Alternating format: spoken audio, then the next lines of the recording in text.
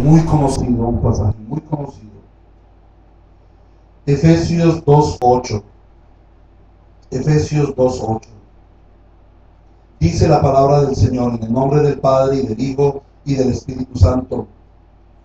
Porque por gracia sois salvos, por medio de la fe, y esto no de vosotros, pues es don de Dios.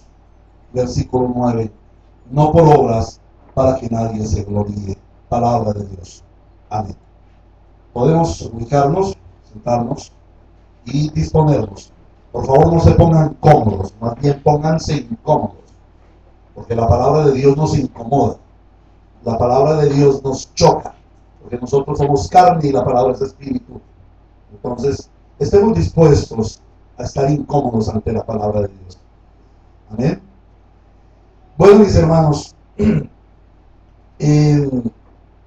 a pesar de que nosotros pensamos que hay muchas religiones, por ejemplo, sabemos que hay la religión de los mormones, de los testigos de Jehová, la religión de los budistas, la religión de los musulmanes. Nos parece que hay muchas religiones en el mundo, pero la verdad solamente hay dos religiones: una religión falsa y una religión verdadera. La religión verdadera es revelada por el verdadero Dios en su palabra. La palabra de Dios es la verdad revelada de Dios, y produce la religión falsa, la religión verdadera. Mientras tanto, la religión falsa es una religión inventada, es una religión imaginada por el hombre. El hombre la ha imaginado. Se imagina cosas, se imagina cómo es Dios, se imagina cómo relacionarse con Dios. Entonces, hay una religión verdadera que es revelada, hay una religión falsa que es inventada, que es imaginada por el hombre. Entonces podemos preguntarnos, ¿y cuál es la diferencia entre la religión falsa y la religión verdadera? Y yo me atrevería a decirlo o a compartir lo que dijo un estudioso. Bueno, realmente la diferencia que hay entre la religión falsa y la religión verdadera es solamente una I. La Y griega, una I. ¿Y cómo así que es la diferencia? Es una I, sí. En la religión revelada, la revelación viene en la Biblia, y la Biblia dice que la salvación es solo por gracia. La religión inventada dice, sí, la religión es por gracia y el esfuerzo humano y la decisión humana. La Biblia dice, la revelación dice, la salvación es solo por fe. Y la religión inventada dice, sí, la religión es solo por fe y obras. O sea, ya no es solo por fe, sino fe y obras. La revelación es solamente por la palabra de Dios, solo por la Biblia, solo por la Escritura. Y la religión falsa dice, no, la revelación viene por la palabra y el magisterio de la iglesia y la tradición de la iglesia. La revelación de la Biblia dice, la salvación es solo por Cristo. Y la religión falsa dice, bueno, sí es por Cristo, pero es Cristo y la Virgen, Cristo y los santos, Cristo y la iglesia, Cristo y el clero, Cristo y el hombre. Si tú no decides por Cristo, no tienes salvación. Pero la Biblia dice, es solo por Jesucristo. También la Biblia dice que es solo para la gloria de Dios. Y después de ver que la religión falsa dice que es por el esfuerzo humano, por la intervención de otros seres, finalmente la religión dice, y es para la gloria de Dios, y para la gloria del hombre, y para la gloria de la iglesia, y para la gloria del que decidió. Entonces, la diferencia entre la religión falsa y la religión verdadera es solamente una I. La religión verdadera, la religión revelada, da la verdad, nos dice la verdad, y no hay sino una sola verdad. No pueden haber dos verdades, hay una sola verdad. Entonces, cuando a la verdad se le añade, se le pone una añadidura humana, esta se convierte en mentira, en falsedad. En nuestros tiempos ha surgido un movimiento religioso. Un movimiento religioso salido del cristianismo clásico, del cristianismo tradicional, bíblico, de la Reforma. Ha surgido un movimiento en que bajo el disfraz de oveja hay lobos rapaces que quieren morder y acabar con el rebaño. Eso viene sucediendo hace aproximadamente un siglo o un poquito más. La religión evangélica tradicional, la religión cristiana surgida en la Reforma del siglo XVI, se ha ido corrompiendo poco a poco. Porque han surgido líderes que tienen un afán por ser originales y por poner cosas novedosas y diferentes en la iglesia, para que la iglesia esté caminando al lado del mundo contemporáneo. Entonces, estos líderes que quieren ser originales, que quieren introducir a la iglesia nuevas enseñanzas, se han apartado de la escritura y han puesto a la iglesia su propia visión. Y como lo estábamos hablando el viernes, el Señor dice retornar a las sendas antiguas. Y por la gracia del Señor, la iglesia bautista, Dios de gracia, es una iglesia que ha retornado a las sendas antiguas. Cuando se retorna a las sendas antiguas es el movimiento que se llama la Reforma. En el siglo XVI surgió un movimiento llamado la Reforma Protestante. ¿Y por qué surge la Reforma Protestante? Bueno, porque la religión había sido permeada por la religión verdadera había sido permeada por la religión falsa, y durante 1000 años, durante 10 siglos, la época del oscurantismo, se cerraron las escrituras, se le quitó la oportunidad al pueblo de conocer la Sagrada Escritura, de conocer la revelación de Dios, de conocer la religión verdadera. Y durante 1000 años se apartaron de tal forma que la religión tradicional de esa época, la religión católico-romana,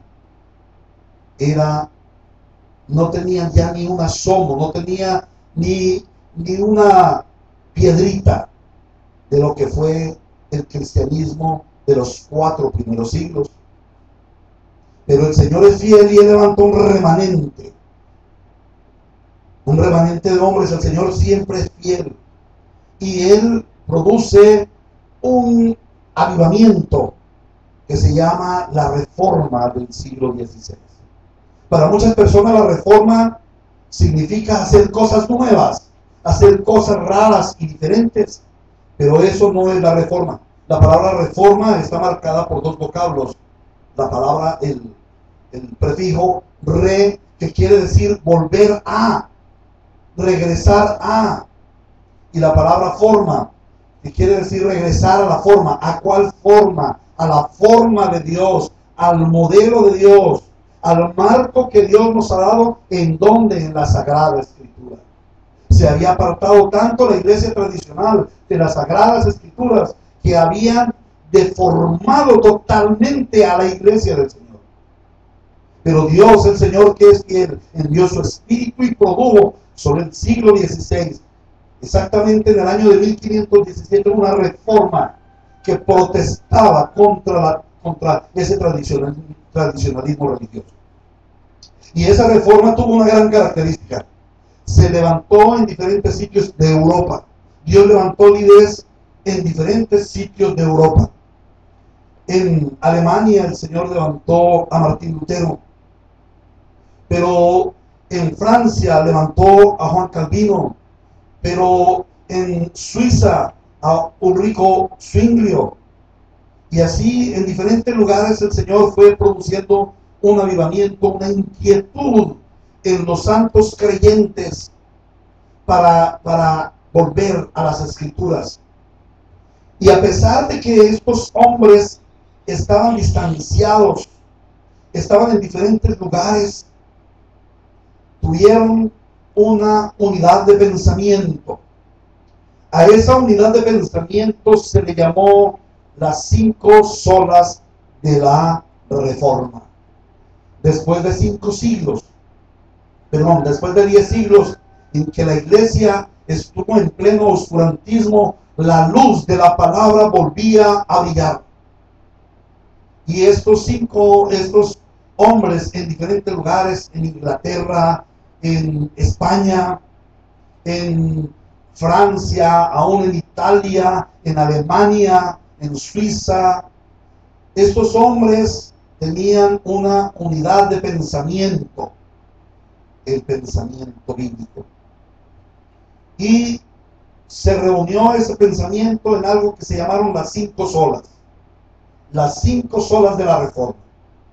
¿Y qué es las 5 solas de la Reforma? Las 5 solas de la Reforma es una serie de tesis que resumen la doctrina de la palabra de Dios que gobierna o que empieza a gobernar la iglesia reformada, y que contradice absolutamente todo el oscurantismo de 1000 años, toda esa falsa religión que estaba gobernando a la iglesia en esa época. Y las 5 solas de la Reforma son así: sola gracia, sola fe, sola escritura, solo Cristo, solo para la gloria de Dios. Y es lo que el Señor nos ha permitido hoy venir a trazar en la iglesia. Que ustedes, amados hermanos, que se reconocen, que se agradan, que se gozan en ser iglesia reformada.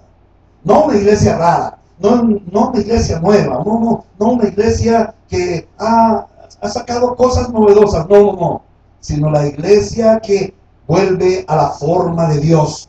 Y en mí produce un gozo el volver a la forma de Dios, viendo cómo esta iglesia llamada moderna, esta iglesia contemporánea, se ha salido del marco escritural. Quiero compartirles, cuando hace algunos años estaba en una iglesia de estos tiempos modernos, en donde hay tantas novedades, tantos modernismos, tanta identificación con el sistema llamado mundo. En nosotros había un gran dolor, porque las escrituras cada día se alejaban más de esa iglesia. Y nosotros clamábamos: Señor, vuélvenos a las escrituras, retórnanos a las escrituras, sin saber que Dios, el Señor, estaba levantando un movimiento reformado en Colombia, un pueblo sediento de la palabra de Dios, un pueblo que quería volver a sus raíces, la Biblia y solo la Biblia. El Señor nos dio la gracia. Y después de un tiempo encontramos a nuestros verdaderos hermanos y a nuestras verdaderas hermanas en la fe, que tenemos ese sentir de volver a la religión verdadera, al Dios verdadero, a la palabra verdadera. Y me da un gran gozo estar en medio de un pueblo que a cerca de unos 500 kilómetros de distancia de mi ciudad tiene el mismo fervor y está en el mismo avivamiento. Y esta mañana le decía a mi consiervo Alonso: aquí hay un avivamiento. Esto es un avivamiento, pero no un avivamiento falaz, un avivamiento impostado, en donde se dice hay milagros, sanidades, soplos y cosas así, con que la gente recibe unas emociones raras. No, el avivamiento es el avivamiento de la palabra, es el avivamiento producido por Dios, es el avivamiento que Dios produjo en el desierto, es el avivamiento que Dios produjo con Nehemías, con Esdras. El pueblo apartado de Dios es tomado por Dios y traído de nuevo a las sendas antiguas. Entonces vamos a estudiar este día las 5 solas de la Reforma, las 5 tesis que el movimiento reformado del siglo XVI fundamentó para traer a la iglesia a una edificación conforme a las Sagradas Escrituras. Entonces voy a hacer una introducción de las 5 solas. Posteriormente estaremos trabajando o estudiando una a una el significado de cada una. La primera sola es sola gracia.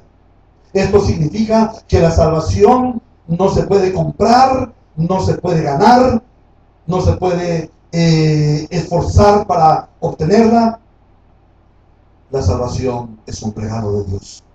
Por eso el versículo que leímos, Efesios 2:8, dice, porque por gracia. Podemos cambiarle el término, porque por regalo, por gracia de Dios, por regalo de Dios, sois salvos. ¿Cómo? Por medio de la fe. Y esto no de vosotros, sino que es un don de Dios. No existe ninguna obra que pueda hacer el hombre para poder ser salvado. La salvación es totalmente gratuita, dada por Dios para los creyentes, para su pueblo escogido. La segunda tesis es la sola fe. Y esto implica que el hombre es justificado por la fe y no por las buenas obras. La fe es la única manera en que la salvación llega al hombre. Esta fe también es un don de Dios. No es de parte del hombre, es un don de Dios.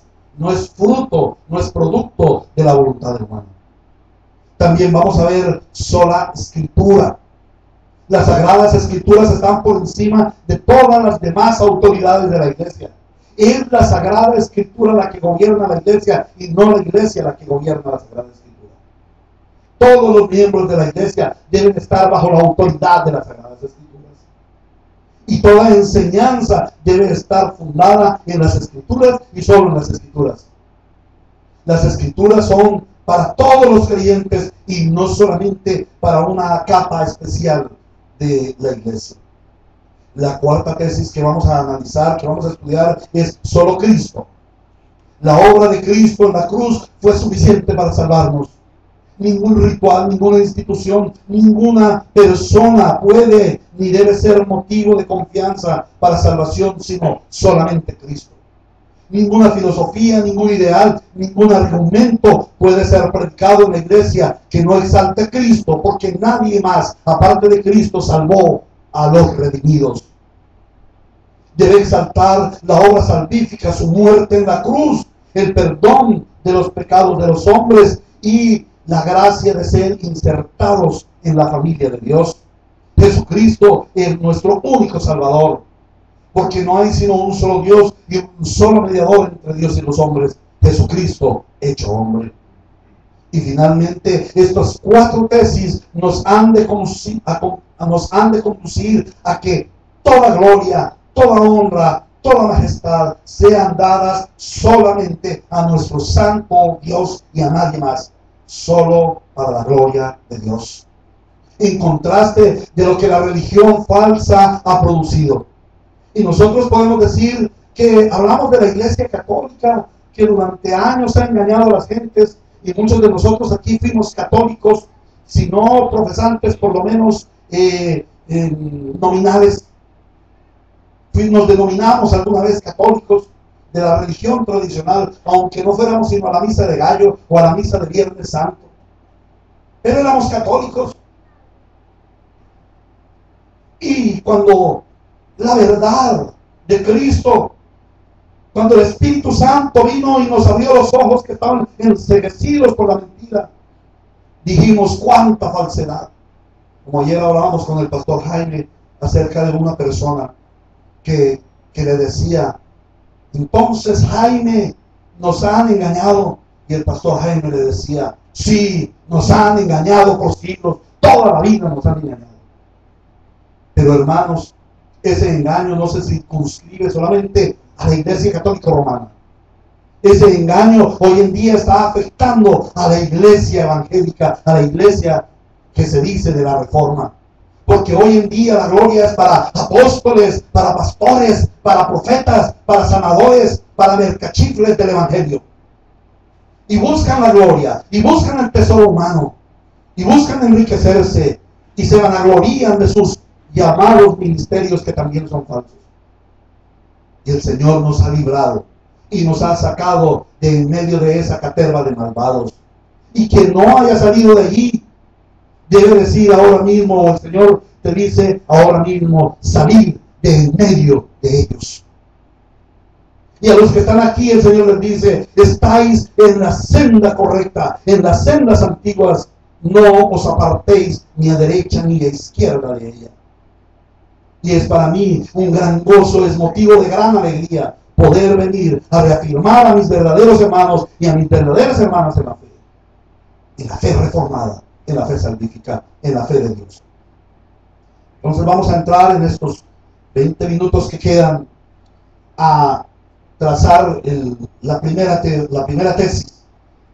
Solo la gracia, solo gratia en latín, como se postuló inicialmente, solo gracia. La salvación de Dios proviene de la sola gracia de Dios. Entonces, para saber qué es sola gracia, vamos a comenzar por definir esa palabra, gracia. ¿Qué es gracia? Bueno, gracia es un regalo inmerecido. Es un regalo que alguien no se merece.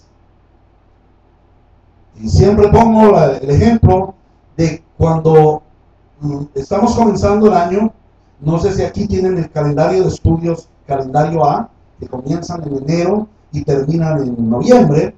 Bueno, entonces cuando nuestros hijos comienzan el calendario de estudios, el año lectivo, les decimos, bueno, si usted saca bien este año, yo le voy a regalar la bicicleta, o yo le voy a regalar la moto, y si usted termina bien los estudios, yo le pago su paseo a la costa y todas esas cosas. Bueno, nosotros decimos allá en Medellín, porque ir a la costa es un gran lujo. Ustedes viven en la costa, ustedes viven en el lujo. Y la pregunta es, ¿eso es un regalo? No, de ninguna manera, eso no es un regalo. ¿Por qué? Porque estamos haciendo una demanda. Porque si mi hijo quiere la bicicleta, él se va a esforzar. Y al final, cuando llegue el final de año y él me salga, mira papi, me saqué el primer puesto del salón, fui el mejor estudiante, gané el año, y tú me dijiste que me ibas a comprar la motocicleta. Mi motocicleta. Yo no le puedo decir que no, porque él se la ganó, él la luchó. Pero una cosa bien diferente fue esa. Si mi hijo todo el año es maquetas, si pierde 12 de las 11 materias, hasta recreo pierde, si ha sido desjuiciado, los exámenes los perdió, todos, con 0, y llego al colegio y me dicen, su hijo es un fracaso. Y yo digo, sí, mi hijo es un fracaso. No sirvió para estudiar, salió maquetas. Pero aparte de eso, lo cojo y le digo, hijo, sé que eres un maquetas. No te mereces lo que te voy a dar. Pero sabes una cosa, te voy a regalar esa motocicleta que tanto has querido. Eso es gracia, hermano. Porque él no ha hecho un solo mérito para ganarse las cosas. Bueno, esa es la gracia. Nosotros, como creyentes de la reforma evangélica, reafirmamos que en la salvación somos rescatados de la ira de Dios solamente por su gracia. No hay intervención del hombre. El trabajo sobrenatural del Espíritu Santo es el que nos trae a Cristo. No somos nosotros los que venimos a Cristo.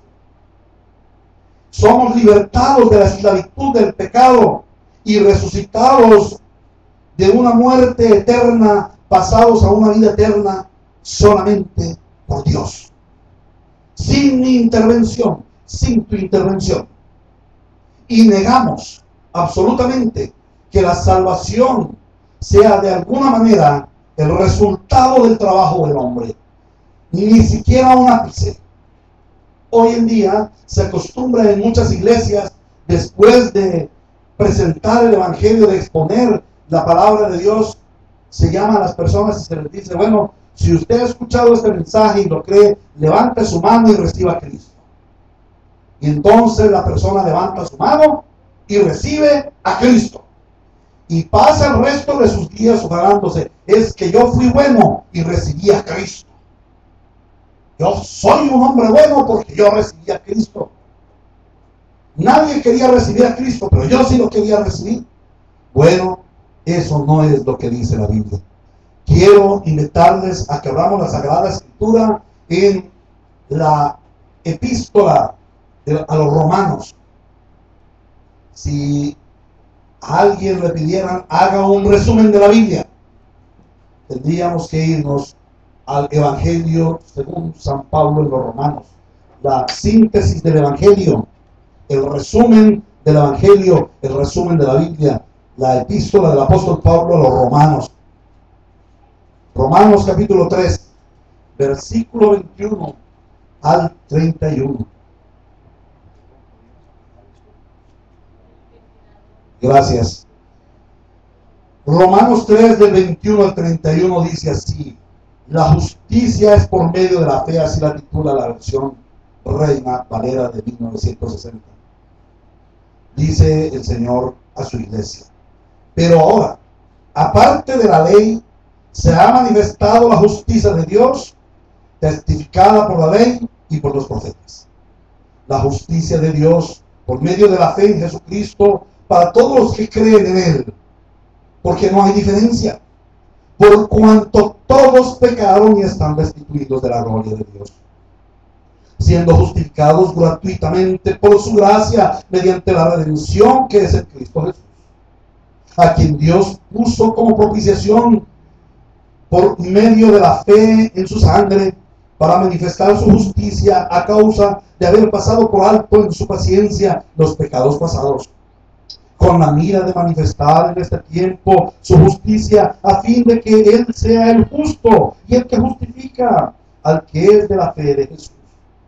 ¿Dónde está pues la jactancia? Queda excluida. ¿Por cuál ley? ¿Por la de las obras? No, sino por la ley de la fe.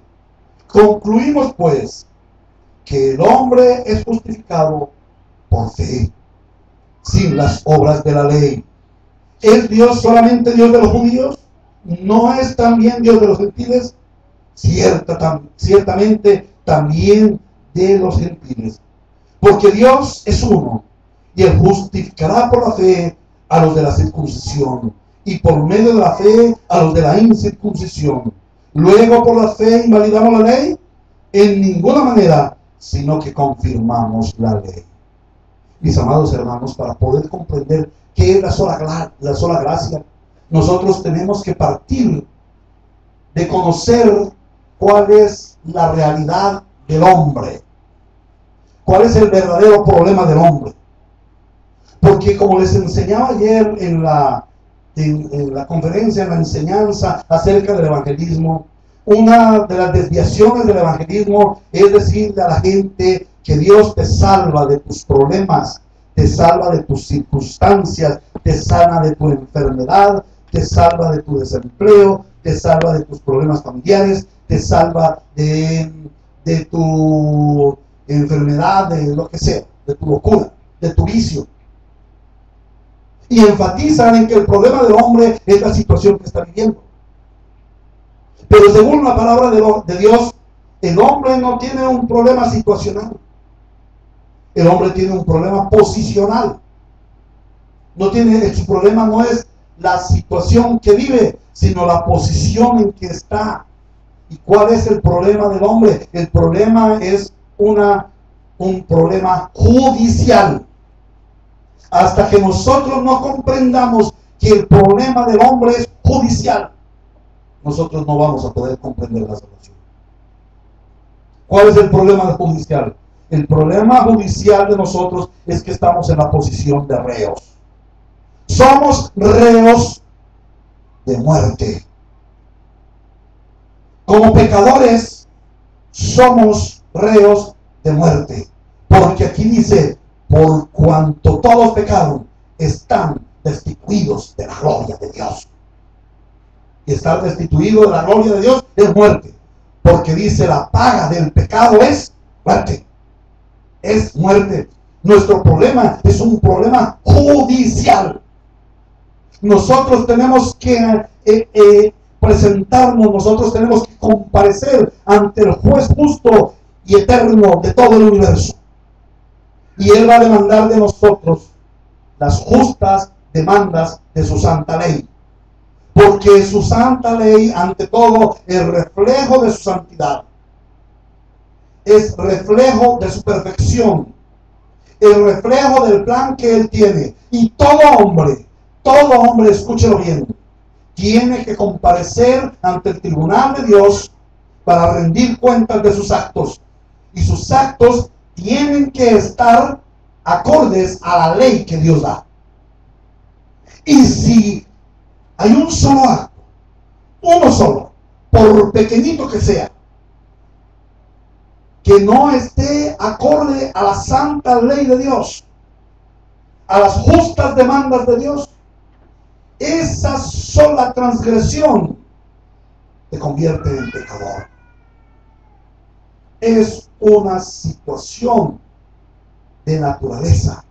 El solo violar un aspecto de la ley te hace pecador. Y todos hemos pecado. Eso quiere decir que todos hemos transgredido la ley. ¿Qué merecemos? ¿Qué merece el reo? ¿Qué merece el delincuente cuando es llevado ante el tribunal? ¿Qué diríamos nosotros que estamos tan acostumbrados a criticar? Y examínense cada uno allí cuando de pronto ven las noticias y vemos un hombre mató a 100 personas, los asesinó, hizo toda clase de daño, pero lo cogieron, las autoridades lo arrestaron y lo llevaron al juez. Pero resulta que ese juez era como amigo, como conocido del asesino. Y el juez dice, bueno, yo hallo que este muchacho, bueno, parece que sí cometió el crimen, parece, no se lo hemos podido demostrar, parece que este muchacho cometió el crimen, pero vamos a dejarlo suelto. A nosotros nos parece que él no es un peligro para la sociedad y vamos a dejarlo suelto. Nos parece que el daño que él hizo no fue tan grave como para meterlo en la cárcel ni siquiera un día. ¿Usted qué diría, amado hermano, amada hermana? ¿Qué diría de ese juez? ¡Qué injusticia! ¡Qué injusticia! Para ese hombre debía haber ¿qué? Pena de muerte. No, qué juez tan injusto. Bueno, ahora lo vamos a voltear hacia ti. Tú eres ese asesino. Tú eres ese ladrón. Tú eres ese fornicario. Tú eres ese mentiroso. Tú eres ese codicioso. Y ante el tribunal de Cristo no vas a salir bien librado. Ante el tribunal de Cristo, la ley dice es pecador. Y la condenación es muerte. Y muerte eterna en el infierno. Y el juez, nuestro juez, es justo y tiene que aplicar la pena. Porque si no aplicara la pena, ¿qué diríamos? ¿Es injusto? ¿Qué injusticia? El juez es justo y tiene que aplicar la pena. Y entonces, el juez justo dice, él no dice pobrecitos, me da pesar de ellos, les voy a dar el perdón, porque entonces él sería considerado injusto. Pero él dice, no he creado al hombre para muerte eterna, lo he creado para mi gloria, y como pecador condenado en el infierno, no me va a dar la gloria que yo merezco como Dios misericordioso. Me dará la gloria como Dios justo que castiga el pecado y la maldad de los hombres. Pero en mi plan y en mi naturaleza también está el perdonar y el tener misericordia. Dios tiene el atributo de justicia, pero también tiene el atributo de amor y de misericordia. ¿Cómo conciliar estas dos cosas? Si el juez justo tiene que condenar al pecador a muerte eterna, entonces el juez justo dice, daré un regalo al hombre. daré el regalo al hombre. Y entonces Dios le da al hombre el regalo de perdón de pecados. Dios le da al hombre el regalo de, bueno, yo le perdono su pecado, así como así. No, no le da el regalo de perdón de pecados. ¿Qué regalo le da? El regalo de su Hijo Jesucristo. Él dice, este pecador es merecedor de la muerte, del castigo. Pero ahora, para lograr el perdón de los pecados de este delincuente, de este reo de muerte, voy a poner a mi Hijo en el lugar de la condena, en el lugar de la pena, para que sea mi Hijo el que paga el precio de los pecados de los impíos, el santo muriendo por los pecadores, el que no cometió injusticia, el que no conoció pecado, muere por los injustos, por los avaros, por los fornicarios, por los adúlteros, por los ladrones, por los asesinos. El que no conoció pecado, por nosotros fue hecho pecado. Y Dios el Señor, en su gracia, como regalo, envía a su Hijo Jesucristo. No que el hombre subió al cielo a pedir misericordia, sino que del cielo Dios tuvo misericordia y miró a los hombres muertos en sus delitos y pecados y les regaló a su Hijo Jesucristo, para que todo aquel que en él crea no se pierda, sino que tenga la vida eterna. Y entonces Jesucristo el Señor asiste al sacrificio de la cruz, y sobre el sacrificio de la cruz se cargan todos los pecados de la humanidad perdida. Todos los pecados de los elegidos de la humanidad perdida son puestos sobre Cristo, y a esto se le llama la imputación. Nuestra salvación no es porque simplemente Dios nos perdonó los pecados. No, nuestra salvación es porque Dios cargó los pecados sobre su propio Hijo. Y ese es el regalo. Pero ¿cuánto vale ese regalo? Ese regalo vale lo siguiente. Primero, el dolor del Padre. Muchos de nosotros no hemos pensado en el dolor del Padre. De ver a su Hijo siempre santo, eternamente santo, en la eternidad pasada y en la eternidad futura, su Hijo santo, sin mancha de pecado, y tener que entregarlo en la cruz del Calvario al autor de la vida, producirle la muerte por la santidad de Dios y por el pecado del hombre. Entonces, aquel Emanuel, aquel Mesías, fue a la cruz. Sobre él se carga todo el pecado de la humanidad, y el Padre, viendo a su Hijo con todo el pecado de la humanidad, y Dios siendo santo aborrece el pecado, por un instante, por un tiempo, en la eternidad, Dios el Padre voltea su rostro y rechaza a su propio Hijo. El dolor del Padre de ver a su Hijo santo enlodado con el pecado de nosotros. Pero luego vemos el dolor del Hijo. El dolor del Hijo. Lleno de pecado. Pecado que Él no había cometido. Pecado que nosotros habíamos cometido. Que nosotros debíamos estar en ese lugar de juicio, que nosotros debíamos estar en ese lugar de castigo, de pena. Y el Hijo, que no cometió pecado, pero que por nosotros fue hecho pecado, mira al Padre en medio de su abandono y dice: Eloí, Eloí, lama sabactani, que traducido es: Padre, Padre, ¿por qué me has abandonado? Mientras nosotros no comprendamos la realidad de este sacrificio, mientras nosotros no comprendamos la imputación de nuestro pecado sobre la vida del santo, no vamos a comprender que es sola gracia. Sola gracia es que nada hicimos nosotros para pagar por nuestro pecado, porque nada podemos hacer.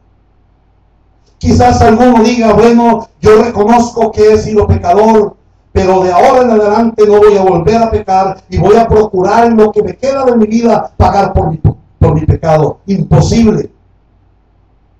Porque el problema del pecado no es lo que hacemos. El problema del pecado es lo que somos. El matar, el robar, el codiciar, el adulterar, esos no son los pecados. Esas son las evidencias externas de una naturaleza interna. Eso es lo que muestra cuán fétidos somos por dentro, que hay en nuestro corazón.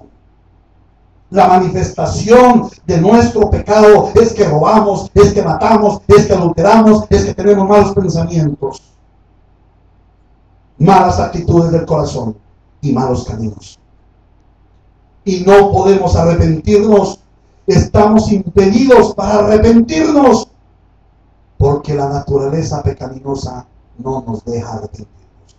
Pero Dios, que es rico en misericordia, nos ha dado a su Santo Espíritu para que por medio de su Santo Espíritu, primero, Él nos convenza de pecado, de justicia y de juicio. Segundo, nos dé un nuevo primero nos dé un nuevo nacimiento. Segundo, nos convenza de pecado, de justicia y de juicio. Y tercero, nos conduzca a la fe en Cristo Jesús y nos traslade del reino de las tinieblas al reino de su amado Hijo Jesucristo. ¿Qué hiciste tú allí? Nada. ¿Qué vemos nosotros allí? Solo la gracia de Dios. De tal manera que por gracia sois salvos por medio de la fe. Y esto no de vosotros, porque es un don de Dios. La salvación como la fe. Un don de Dios. No por obras, para que nadie se gloríe. Entonces, ¿en dónde está la jactancia? ¿En que tú decidiste seguir a Cristo? ¿En dónde está la jactancia? ¿En que tú vas a la iglesia? ¿En dónde está la jactancia? ¿En que tú diezmas? ¿En dónde está la jactancia? ¿En que tú evangelizas? No, hermanos, solo por gracia, para que no haya jactancia en ti, para que con temor, con reverencia y con amor te postres ante el Señor, rostro en tierra, y con el mayor dolor confieses tu pecado, corras a Cristo y clames por salvación, y todo aquel que clamare a Él no será avergonzado. Para que no haya jactancia en ti de que tú hiciste algo, Él lo hizo todo, para que toda gloria sea para Él, para que tu vida se centre en solo darle la gloria a Él. Que la gracia del Señor sea sobre nosotros.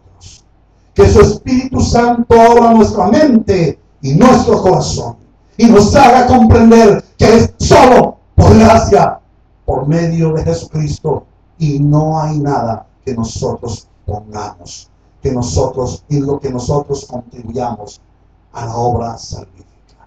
Solo por gracia, solo por gracia, solo por gracia. Y si tú has venido hoy y por primera vez escuchas una enseñanza así y nunca habías comprendido lo que es la santidad de Dios, lo que es el pecado del hombre y lo que es tu posición judicial como reo de muerte y lo que es la gracia salvífica de nuestro Señor Jesucristo, hoy el Señor te está hablando. Y hoy el Señor te está diciendo, hoy es tu día de salvación. Hoy mi gracia ha sido derramada sobre ti para que escuches la religión verdadera, en la revelación verdadera del Dios verdadero. Y corras a Cristo. Hoy el Señor te dice, corre a Cristo. Él tiene toda gracia. De hecho, el que hayas venido hoy a escuchar esta palabra es gracia de Dios. El hecho de que Dios hubiera puesto en mi corazón compartir con ustedes esta palabra es solo gracia de Dios. No es mío, no es tuyo, no es del pastor, no es de nadie humano, es de Cristo el Señor, lleno de gracia y de verdad y de su plenitud. Tomamos todos y es gracia sobre gracia. Hoy la gracia de Dios está aquí. Recibe la gracia de Dios. recibe el regalo de Dios. Si hoy escuchas su voz, no endurezcas tu corazón como nuestros antepasados en Meribá, que fueron rebeldes al Señor. Hoy la gracia de Dios está sobre ti, para que comprendas las verdades bíblicas y te apartes del engaño de la religión falsa y no vuelvas a confiar en ti, sino que confíes plenamente en Cristo, completamente en el Dios Santo, Trino y Uno, para que toda la gloria sea para Él y para Dios. Amén. Inclinemos nuestros rostros.